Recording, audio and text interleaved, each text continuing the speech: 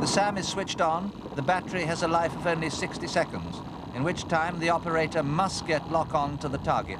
Otherwise, he cannot fire.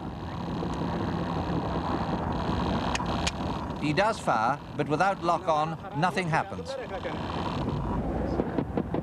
An Mi-24, heavily armor-plated, but still cautious enough to drop decoy flares.